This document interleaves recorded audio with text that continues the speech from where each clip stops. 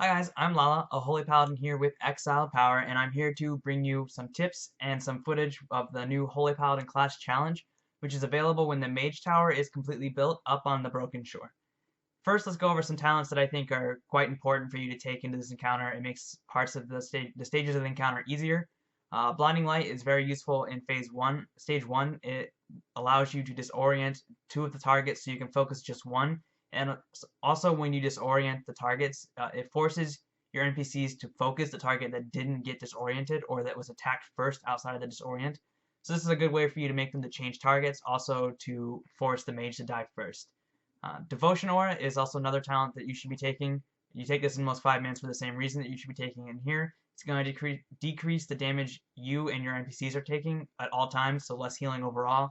And you can pop Aura Mastery with it when the soldiers are doing their knife dance that does a lot of damage. This makes it so you can survive 2 of them doing it at the same time. And the last talent is Beacon of Faith. The last talent is Beacon of Faith. This makes it so you can put a beacon on, I put it on the warrior and the rogue, so you can heal the hunter and also be healing the warrior and the rogue, because you're more worried about them dying than you are you dying, so you're never going to want to put it on yourself. Alright, so stage 1, there are a few things you want to watch out for. The mages, they hard cast, and every time they cast, they get a damage increase that increases the damage they do for their next cast. So eventually this is going to become a one-shot. Between about 4 and 5 casts is where you're going to want to interrupt them. I believe I use Arcane Torrent first, and then you use Hammer of Justice after that. And you're pretty much going to want to be using this anytime you can to stop the mages from casting. But after about 5 casts, the 6th cast is going to be probably about 75% health pool of the NPCs, so you're not going to want to get into that because sometimes it's hard to keep them up above 75% the entire time. And then after that is the Risen Archer. She shoots a mana draining arrow at you. It's going to put a giant blue arrow on the ground, and if this hits you, it will drain 375% of your mana every second. So if this hits you early on in the encounter, you're not going to be able to finish because you're not going to have any mana. The way you're going to avoid this is with an NPC in between you and the archer, preferably the tank, but any NPC will do. They're just going to take a little bit more damage, so you want it to be the tank most of the times. But this, if you do this, you won't get hit by the arrow, and then you won't be draining. She also does a decent amount of damage, so that's something to watch out for. But the mana draining arrow is the thing that she does that's really important. Stage 3 for us is very easy. You're just going to run up the stairs, DPS all the eyes, DPS the Felguard and the bats, and then open the gates. Something to keep in mind, stage 3 is very easy for us as Holy Paladins because we do a lot more damage than other healers, so we're able to two-shot the eyes in the first room. Basically, you're going to want to DPS the eyes, heal yourself up in between each eye, and then go to the next room, kill the Felguard and the bats. Then you're going to open that gate, but as soon as you open that gate, you're going to need to put your beacon on the 2 targets on the right and spam heal the target on the left. Also, you need to dispel the person running up and down the stairs. If you don't heal these guys up to full, they will become enemies. They will become, essentially, I think they become risen soldiers. And if they become risen soldiers, they spawn with full health. And since you don't have your NPCs there, this is a wipe if you do not heal them all the way up to full. So basically, when you beacon them, you can partially heal the other ones up while you spam the other one. Then you swap to the next one, and then the next one. Then you kill the archer up the stairs, make your way up through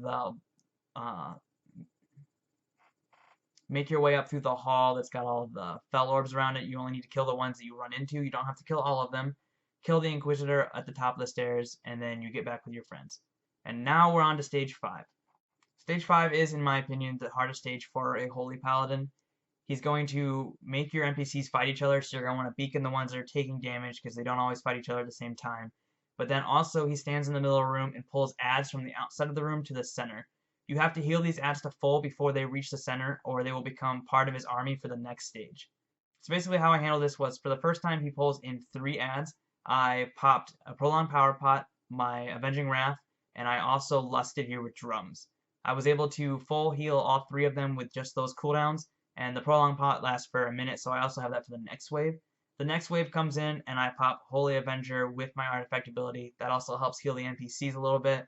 And then I Holy Shocked and healed up 1 and lay on hands the other one. So at this point, I had 1 above the guy. And then the next stage, I also healed 2 of them up. So then I had another one up above the guy. And then for the stage after that, I only healed 1. Because once you heal one person in the last wave, you reach 8. Those other people in the wave don't count, so they don't put them above him. You don't have to worry about healing them. I went into the next stage with 2 people in the army, which I think 3 would probably be the most you could do it with. So if you have more than 3, it's going to be really difficult or not possible after this point. But basically, next stage, he summons that army. You will just beat them with your NPCs, and then the next stage immediately starts where you have to fight him. He's actually a lot easier than stage 5. He just leaps on you and leaves a fire patch where he leaps on you, and he puts a dot on you that when it expires, it deals damage based on the amount of health you have at the time to all of your NPCs. So it's a lot like the Nightbane dot. You just want to dip into the fire when it's getting about time to expire, and then you will not do a lot of damage to everybody else. This just requires you to keep yourself at a relatively low health pool, so don't do a lot of damage, but also not too low to the point where when he leaps on you, you die. Also, something to keep in mind here is to make great use of the room. You're going to want to stand right next to a bunch of the fires so that way you can stack the fire on top of each other, because as you'll see in mine, I actually ran out of room, and this is where I died. I ran out of room, and when he jumped on me, I just was standing in fire anyways, and I died there. But the funny thing is, you can die in this encounter and still beat it. At the end, I only had about 5% left, and your goal here is to keep the NPCs alive through the entire encounter. So if your NPCs don't die, but you die, and they beat the last boss of the encounter, you get credit for it, and it counts. So that's what I did. Something to keep in mind, this encounter is meant to be challenging, so you're going to take a few tries. I always ate, and I had a flask, and then I used an augment rune when I got to stage 5, because I knew it was going to be challenging. So don't work yourself up too much if you're not being able to get it on the first few tries, or maybe even your first many tries. It's going to take a little bit. It does have a decent gear requirement at some point, and sometimes having better legendaries is going to help you. Not saying it's impossible to do with lower item level, but it's definitely harder. So if you like a challenge, go ahead and give it a try, and if you have any questions, go ahead and ask in the comments, and enjoy the rest of this clip.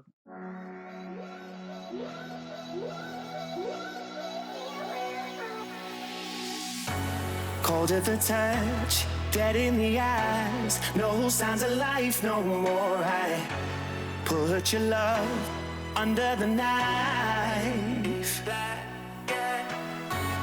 Leave me to die here all alone. No signs of life no more, no. A crying dove may never fly.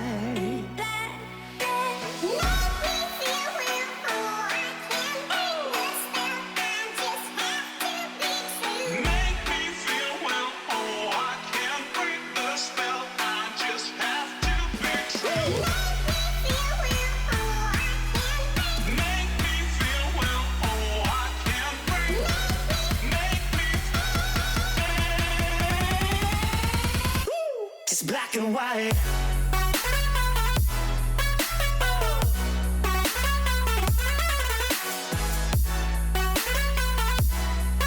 Yeah. Black and white. Oh. Oh.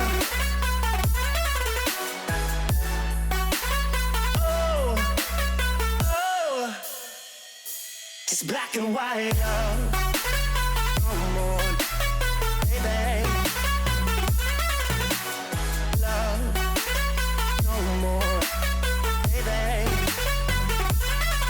Black and white, come on, baby. Love, no more, baby. It's black and white, just let me go. It's only right for all I know. It's only matter.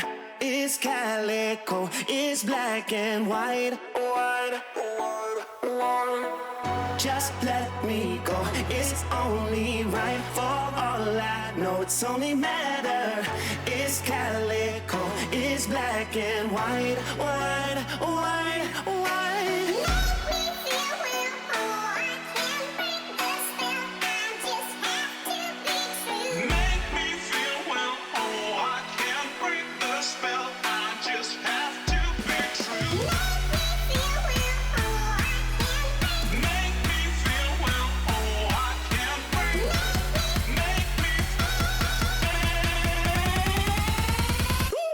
Just black and white.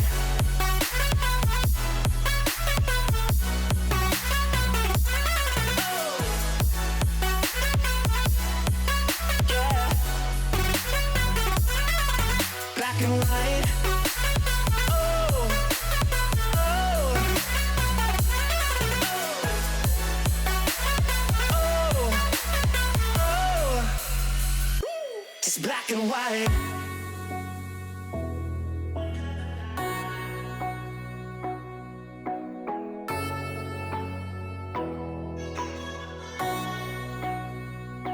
Just black and white.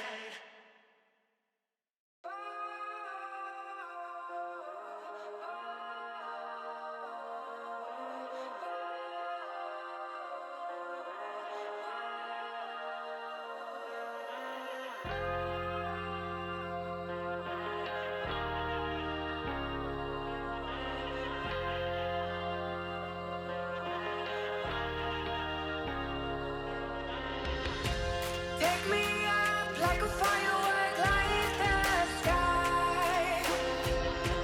Be your touch and I know that I'm flying high. Just a kiss and I'm already wanting more. Letting go, I'm in ecstasy, watch me fall.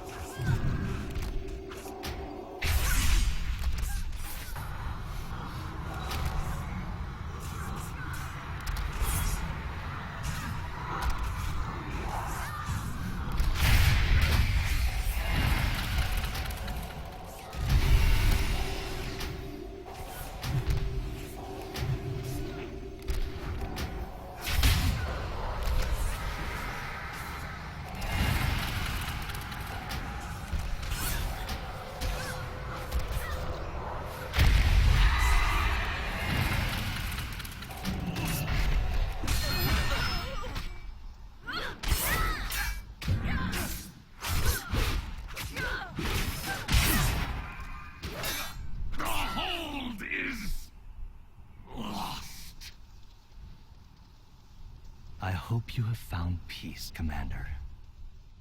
Thank you, hero.